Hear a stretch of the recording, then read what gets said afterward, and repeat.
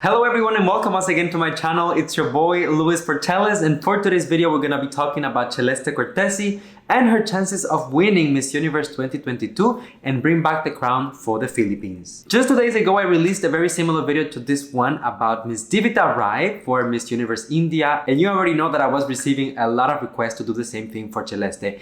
And actually I've been planning this video for quite some time because I had the opportunity to meet Celeste face to face not once, but twice here in the Philippines. So because of that, I do have a lot of opinions and things that I would like to share about her pageant journey so far. Now, I'm just going to mention this video is not a chica video, like a chismes video about the things that Celeste and I talked about during our meetings, because those are private things and I wouldn't betray that trust. Instead, this is going to be a video about me sharing my opinions and how I feel about her ahead of her Miss Universe journey, which is about to start. So if you enjoyed this video, don't forget to hit the like button, subscribe, and be part of the conversation in the comment section down below. I will see you with all of the information right after the intro.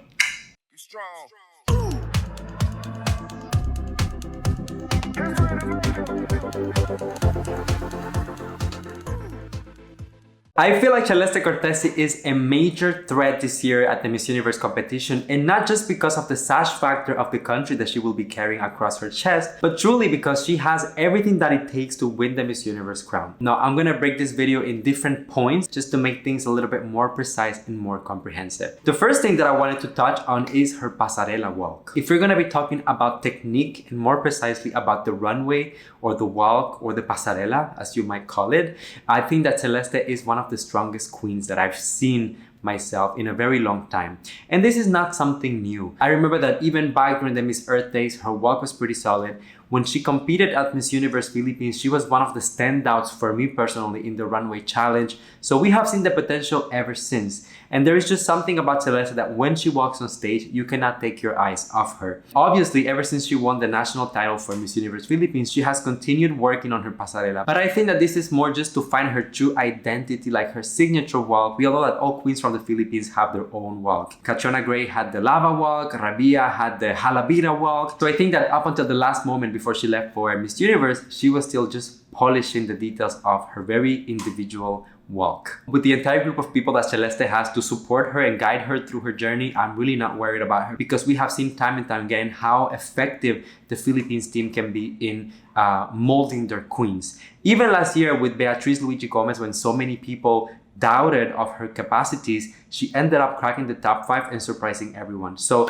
Celeste, for most people right now, is a front runner, and I don't see any major flaws in terms of her technical skills. Now let's talk about something very important. Miss Universe is still a beauty pageant, so we shall talk about her beauty. When it comes to Celeste's facial and physical beauty, honestly, she is one of my favorite girls. I just find her silhouette, her face, the structure, the lips, the eyes, everything is so aesthetically pleasing that you can see that it has been very, very calculated. I really like the fact that Celeste doesn't go overboard with the makeup and the glam. She knows her beauty and she knows how to accentuate it. I think that this is something that we have seen consistently from her even before she won the national title. When I think back at some of my favorite moments of Celeste during Miss Universe Philippines, it was perhaps the introduction challenge when they were wearing almost no makeup at all. Now, just because Celeste is a minimalistic when it comes to makeup, it doesn't mean that she's not capable of giving us more. We have seen her in so many different scenarios, anything going from the most basic and minimalistic sets to really the more elaborate high-tech studios for photo shoots. So come on now, this girl can adapt to any situation. And to be quite honest, I think that's something that really adds to her beauty is her overall confidence. The impression that I got after meeting Celeste is that she's someone that is extremely comfortable in her own skin. She doesn't really doubt herself too much, and it seems like she doesn't really compare herself too much to other people as well. You know, when someone is okay with who they are, you can see it, you can feel it, and that's exactly the vibe that I'm getting from Miss Cortesi. A perfect example of this is her departure look. I mean, she showed up at the airport wearing nothing but a jumpsuit and a hoodie, sunglasses, and of course for a lot of people that was like quite controversial because they expect the title holders to leave with very elaborate, like fashion forward designs at the airport. However, Celeste went completely the opposite. And although she did receive a lot of backlash for that, I think that you could see that she was very comfortable with her decision, and I don't think that she regretted it at all. I actually think that she started kind of a trend because a lot of the other Miss Universe girls have been going to the airport in very comfortable clothing. One thing that really resonated with me after my first meeting with Celeste is that this is a girl who is just prepared. When I told you that there's beauty in her confidence as well, when I asked her, how are you feeling about, Miss Universe and everything? At that point, there were still a few weeks before she left. And she was just telling me that, at this point, they're just finalizing the last details. There's no crazy preparation. There's no major changes that are gonna be happening in the next few days because everything was planned in advance and they really, really stuck to the calendar to make sure that the outcome and the preparation was exactly what they were expecting. So going from her facial beauty to her physical beauty to even the beauty that her confidence exudes, I think that she is checking all of those boxes for me. But this brings me to talk about the next point, which is actually her presence, how she handles herself publicly as well as her leadership. We all know that nowadays we live in the internet era, so social media is extremely important. And Celeste Cortesi is within the top 10 of the most followed candidates ahead of the Miss Universe competition, meaning that even before the contest starts, she is already one of the most popular girls within the entire batch. Although social media is not everything in a competition, it is really undeniable that it does have a certain weight, especially for an organization like Miss Universe. They are really trying to work with people that will be able to elevate their brand, to work with people that will be able to bring more visibility to their advocacies and their projects. So going with someone who already has an established fan base, an established following, can only be a win-win situation, both for the title holder as well as the organization. And talking about work, I think that Celeste is one of the most marketable queens this year from her entire batch of fellow candidates. And once again, I don't want to sound like a broken record, but this goes even before she won Miss Universe Philippines. I remember during her batch, she was the winner of the casting challenge, which already tells you that the organization saw the potential there to make her more of a commercial queen that'll be able to work with sponsors, with brands, and ultimately bring more business to the organization, right? Pageants are still a business, guys. Something that I also like about Celeste is how she carries herself almost as an A-list celebrity.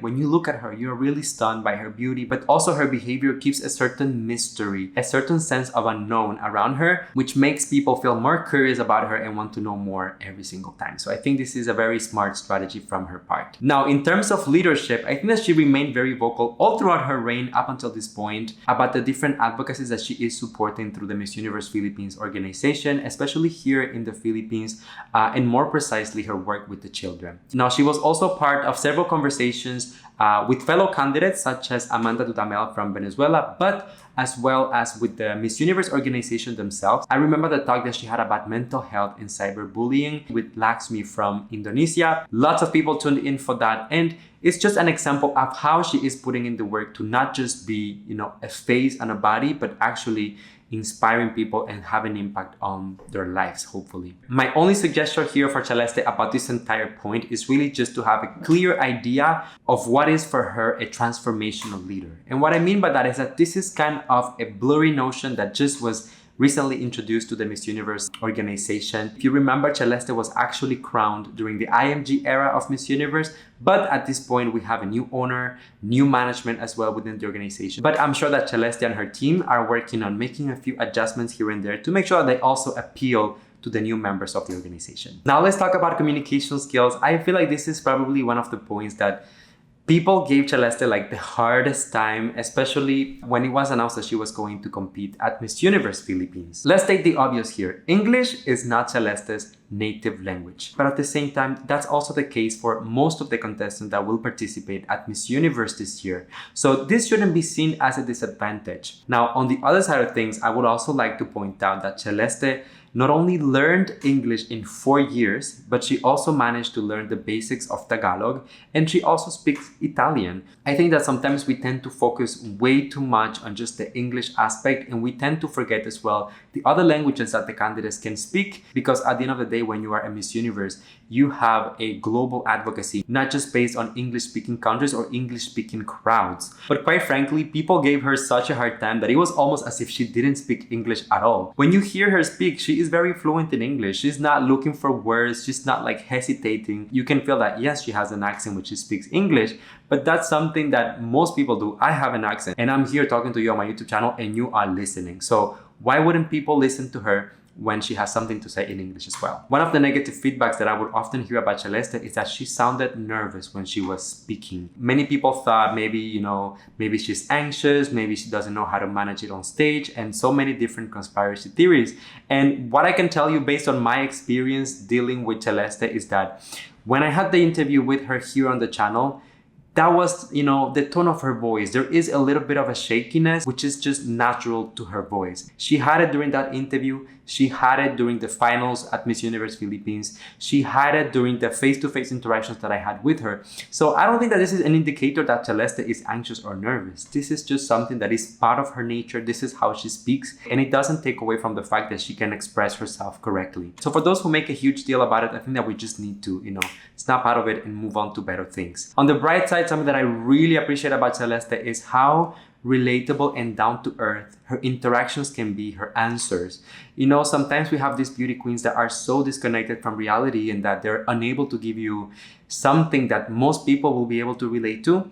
I remember the answer during the Miss Universe Philippines days when she was asked about what she will do, and she talked about her mother because she was unable to see her during the pandemic. How many of us cannot relate to that? I mean, we were all in the same boat during the pandemic. We couldn't travel. If you have family abroad, you couldn't see them. So I think that Celeste, although, as I said, she handles herself as an A-list celebrity, her head is still on her shoulders and she is very much connected to reality, and that does reflect through her communication. So at the end of the day, when people ask me, Luis, do you think that Celeste Cortesi can win Miss Universe 2022?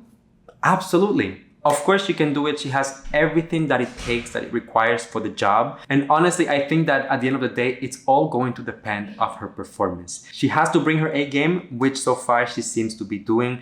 And here's what I'm going to say, okay? Let's just state the obvious. Celeste really needs to stand out from the other contestants. And what I mean by that is that she has to make it so clear that she is the winner that it will be impossible to deny it. When you think about the Philippines in Miss Universe, they won already 2 Miss Universe crowns in the last 10 years. Meaning that for them to be able to justify a third win, Celeste will have to be so good that not giving it to her will not be a possibility. This might seem like something very difficult to achieve. However, it is not impossible because in the history of Miss Universe, it did happen already twice. USA won the Miss Universe crown 3 times during the same decade, and same thing happened with Puerto Rico. So although Celeste is up for a huge challenge, I believe that she's the one who can make it happen. When it comes to Celeste Cortesi at Miss Universe, I truly feel like we just need to support her. We need to be positive. We need to make her feel that people are behind her and that they believe in her no matter what happens during the competition. And I've been saying this for a very long time, not just now, but even before she was crowned at Miss Universe Philippines. You will remember how much people will doubt her back then, how much she will be criticized about her identity, about her communication skills, and at the end of the day, she did manage to win the national title.